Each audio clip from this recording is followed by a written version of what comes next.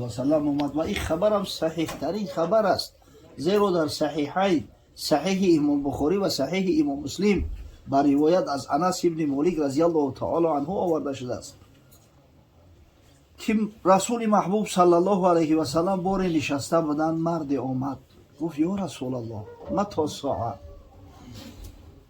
ای متی تقوم الساعه، ای حبیب خدا گفت قیامت کی قایم می شود؟ حضرت سوالش کرد گفت و ما اعددت لساعتی، از قیامت میپرسی؟ آخه این قیامت غیر الله ذوالجلال کسی نمیدونه، این علم نزد پروردگاره. قل انما العلم عند الله، بگو که خداوند میگه که ای حبیب من بگو این مردم که علم قیامت فقط نزد پروردگار ده، من یک بشیر و نذیر بیش نیستم، علم قیامت هم نمیدونم. حضرت جبرئیل علیه السلام باره به صورت یک اعرابی نزد رسول خدا صلی الله علیه و سلم تشریف آورد، سوالش کرد که متی ساعه، کی قیامت قایم می شود؟ یا اخبرنی عن قیام الساعه. حضرت گفت مل مسئول عنها باعلم من السائل، سوال شونده مثل سوال کننده هیچی را نمیدونه در این موضوع، این علم نزد پروردگاره. تا از ساعت قیامت سوال میکنی، او ساعت وزنی نه، ساعتی هست که در پیش پروردگار باید که به یگان حجاب ترجمان قایم شوی، ساعتی هست که خدای تعالی از تمام نوش نعمتایی که برات داده است پرسانت میکنه. همین رنگ لنتای کینو گورینم تا ای پیشت همه اون نعمتو میگذره، همین را دادمت ای بنده، همین را دادمت، همین را صاحبی کردی، در عوض چی آوردی؟ حق تعالی خلق را گوید به حشر، ارمغان کو است برای روزی نشر؟ هنچی آورده دستاویز را، ارمغانی روزی رستاخیز را. حضرت مولوی میگه که فردا روز قیامت خداوند سوالت میکنه، میدونستی که همینجا اومدن لازمه، میدونستی که لتسالون عن النعیم، البته از نعمتهای پروردگار پرسیده میشه، دستاویز تو چی هست؟ توشه رهتون تحفه تو چی هست؟ دست پا دادم چنبیل کلند، من ببخشیدم زیخت آن کی شدن. این پایای نازنینه که 150 کیلو را میبردارن میگردن، آخه این دستای چندی را که با وجود همی کار میکنن، اینا را من دادم، اینا خود به خود نشیدین کو. یک پراتزه که هیچ کار ایو نمیویا، بیچاره مردم منتظر میشون، زکسش میکنن، دختری با خیلی چیره دستی در کار که او را خشرو بچسبونه که ای او پراتزش حاصل نیسته. و همه هم نعمتو را پروردگار داده است، همه ای را از شما پرسان میکنه کو. چشم و گوش و هوش و گوهرهای عرش خرج کردی، چی خریدی تو زی فرش؟ چشم و گوش و اوی نعمتهای بی‌بها، سبحان الله. والله اگر تمام عبادات مونه در یک پله ترازو مونه، همین شکرگزاری روشنایی ده چشم در پله دیگر هیچی نمیشه و طاعت عباداتی ما. این نعمتها را دادم، در عوض چی آوردی؟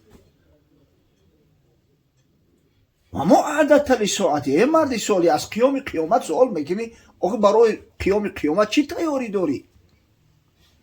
میگه گفت یا رسول الله عملم به حد اندک است که من شرم میدارم که بگم فلان کار و فلان کار کردم. حب الله و رسولی، اما تمام وجودم مال از محبت خدا و از محبت رسول الله صلی الله علیه و سلم. دستاویز هدیه من همین محبت های، غیر این محبت چیزی دیگه ندارم. حضرت صلی الله علیه و سلم بشارت داد به این سوخته دل و به تمام محبا و تمام کسایی که حقیقتا رسول الله صلی الله علیه و سلم دوست می‌دارند. گفت فإنک مع من احببت، بیشک ای مرد خدا فردا روز قیامت همراه محبت حشر میشه. هر کسی را که دوست داشتی خداوند همراه ما حشر بگردونه.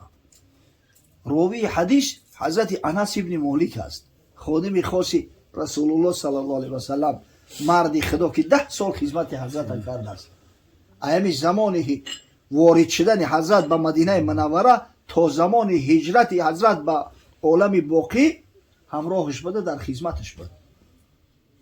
میگه فما فرحنا بعد الاسلام فرحا اشد من قول النبي صلی الله علیه و سلم فانک مع من احببت. آیا همون زمانی که اسلام شناختیم، اسلام دانستیم، قبول کردیم، تا همون زمان میگه اینقدر شادی و مسرت اصلا احساس نکردیم که بعدی بشارت رسول الله صلی الله علیه و سلم که حضرت آشکار بشارت داده است که این مرد خدا همراه محبت حشر میشه.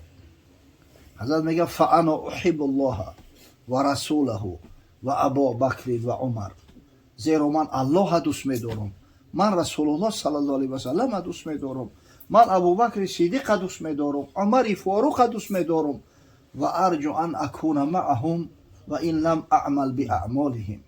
از همین خاطر اگر چند من غیرت اینا را ندارم، همت اینا را ندارم، جان فدایی اینا را ندارم، علم حلم اینا را ندارم، اما مادام که محبت شونه در قلبم دارم، امید دارم که انشالله فردا روز قیامت خداوند قطعا ما حشرم بگردونه.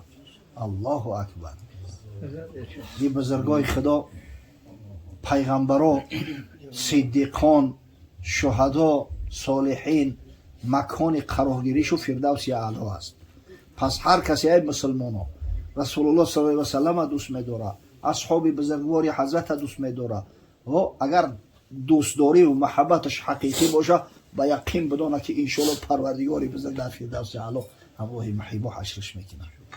این عجیب یک بشارت است برای هممون، خاصتا برای بابای حاجی خرسند مرادی ما. خداوند یعبانش باشه. این را ببینید قلب درجه دیگر نرم لطیف شده است که نام رسول الله صلی الله علیه و سلم در پیش میگیرن، او باید دیدش جاری میشود.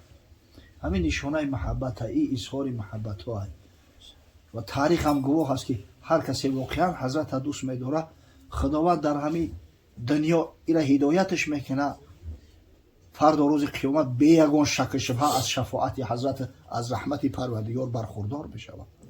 حضرت محبوبش دوست می‌داشت. کسایی که حضرت دوست می‌داشتن همون رو در همین دنیا هم دوست می‌داشت از حضرت. بسیار دوستداری همون محبوب بود. حتی بعضی حالت‌های میشید که بعضی از اصحاب بزرگوار که حضرت دوستشون می‌داشت، یک کم و کاستی‌های می‌کردن، کمبودی‌های می‌کردن، هر که انسان به کم و کاستی نمی‌شود. خداوند پیغمبران را از این نقصان و عیب کمبودی‌ها حفظ می‌کنه. دیگه همه مقصد بشر هستند، امکان نداره که سهو و خطا نکنند، اما حضرت چشم می‌پوشید به خاطر همون محبتشون، به خاطر همون خدمت‌هایی که در دین دارند.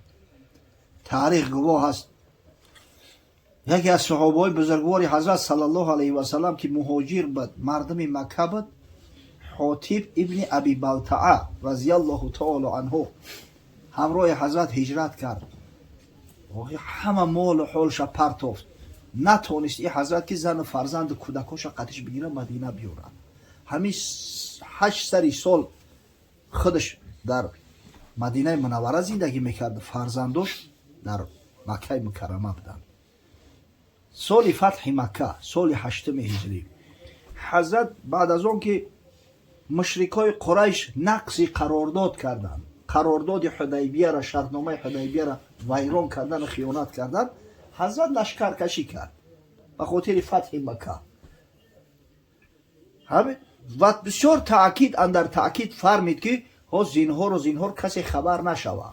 این منیوری جنگی های نخست میدیم که او پیشکی تیاری نبینن، آمادگی نگیرن، دیگر قبیله ها را به کمک دعوت نکنن. قرشی ها بسیار سخت تاکید کرده بود که این شیر حربیه. تصور کنید حاطب ابن ابی بلتعه از بس که زن فرزنداش در قریش بود، خوف بود که یکی خدای نکرده زورشون یا همین بدبخت و فرزندان ما قتل کنن، خاندان ما آتش بزنن.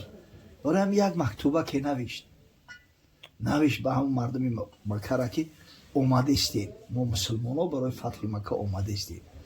و یک کنیزک داشت، همون کنیزک داد، او کنیزک هم گرفت در بین موهاش پنهانش کرد، در بین کوکلاش هم بافته شد، خپدم فرستادش که حضرت جبرئیل امین علیه السلام رسول خدا صلی الله علیه و سلم آگاه کرد که یا رسول الله خبر فرستادن الکی.